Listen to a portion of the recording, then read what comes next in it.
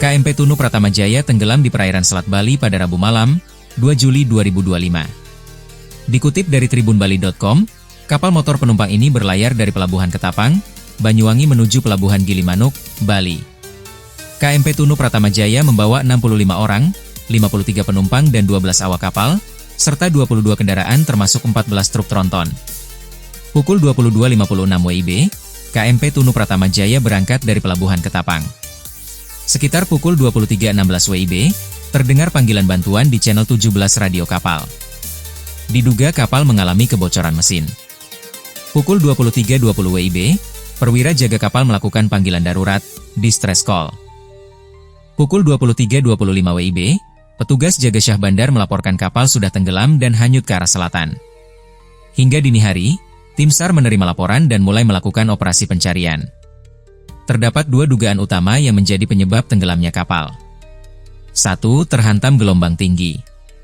Menurut data BMKG, saat kejadian, tinggi gelombang di Selat Bali berkisar 1,7 hingga 2,5 meter. Kondisi ini sangat berisiko bagi kapal, apalagi jika kapal dalam keadaan tidak stabil. Mungkin, penyebab tenggelam dari ombak. Karena informasi BMKG, ombak antara 1,725 meter, kata Niputu Cahyani, Kasih Keselamatan Berlayar KSOP Tanjung Wangi, Kamis 3 Juli 2025. 2. Kebocoran mesin dan blackout. Informasi dari Pelabuhan Gilimanuk menyebut, kapal sempat meminta bantuan karena mengalami kebocoran mesin.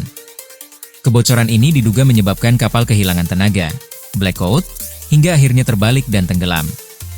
Pada pukul 00.16 WITA, terdengar di channel 17, KMP Tunu Pratama Jaya minta tolong dan melaporkan kebocoran mesin, dikutip dari kompas.com. Rico, 26, salah satu ABK selamat, mengaku saat itu sedang istirahat dan terbangun karena kapal mulai miring. Sekitar setengah 12 malam sudah terasa miring ke kanan, saya langsung bangun, ambil HP dan cari posisi paling tinggi. Lampu kapal juga mati total, blackout, ungkap Rico. Dalam kepanikan dan gelap, ia memutuskan lompat ke laut. Bersama penumpang lain, mereka naik ke perahu karet, life raft. Ombak tinggi membuat mereka kesulitan mendayung dan hanya bisa bertahan sambil menunggu pertolongan. Banyak yang sudah lemas, muntah, minum air laut. Kami tunggu sampai pagi, katanya. Akhirnya, sekitar pukul 8 WITA, perahu nelayan menemukan mereka dan mengevakuasi ke Pantai Pebuahan, Desa Banyu Biru, Jembrana, Bali. Tim SAR gabungan dari Basarnas, TNI AL, Polairut, dan relawan hingga kini masih terus melakukan pencarian korban yang belum ditemukan.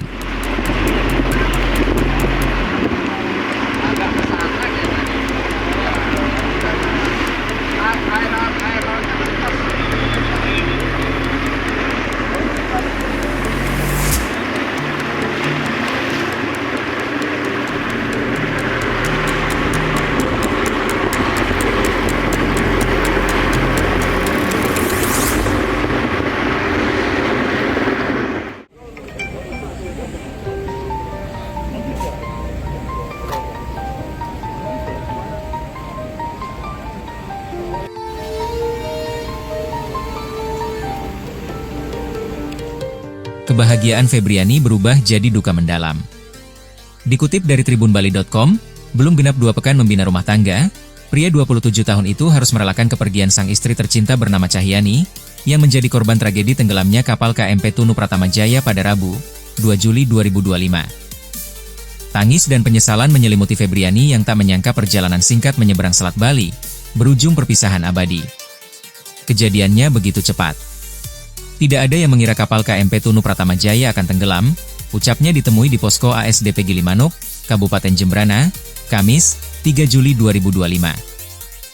Febriani dan Cahyani, 30, sama-sama merantau ke Denpasar, Bali untuk bekerja. Keduanya memutuskan pulang kampung di Kecamatan Rogo Jampi, Kabupaten Banyuwangi untuk menikah pada tanggal 20 Juni 2025 lalu. 12 hari menikah, Febriani memutuskan kembali merantau ke Denpasar untuk bekerja. Jejak sang suami pun diikuti oleh istrinya, hingga keduanya memesan travel untuk mengantar perjalanan.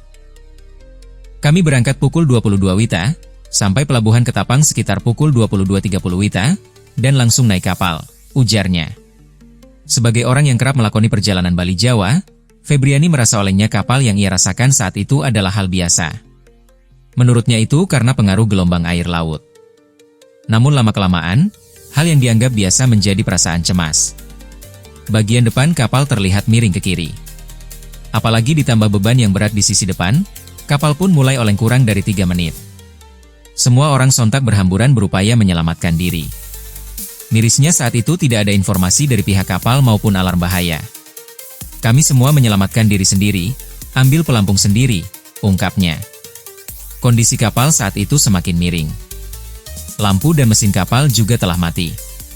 Cahyani yang tak bisa berenang diminta memeluk tubuh Febriani, kemudian keduanya memutuskan melompat ke laut.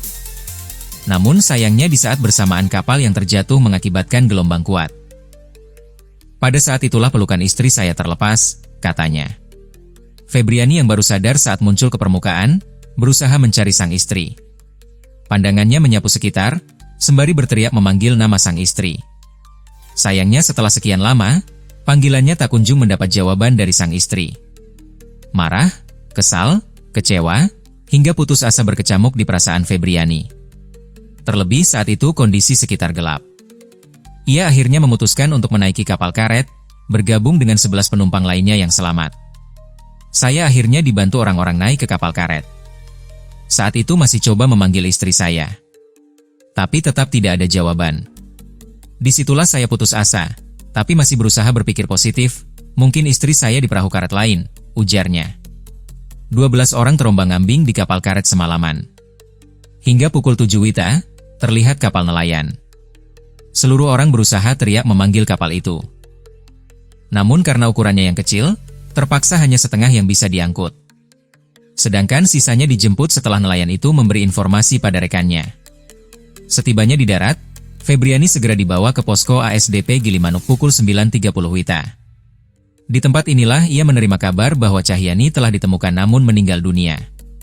Pantauan di posko ASDP Gilimanuk, ambulans pembawa jenazah para korban tragedi tenggelamnya KMP Tunu Pratama Jaya tiba sekitar pukul 19 WITA. Total ada 5 ambulans yang membawa para jenazah. Febriani juga diberi kesempatan untuk melihat wajah istrinya. Ketika kantong jenazah dibuka, tangis Febriani langsung pecah dan segera ditenangkan oleh kerabatnya.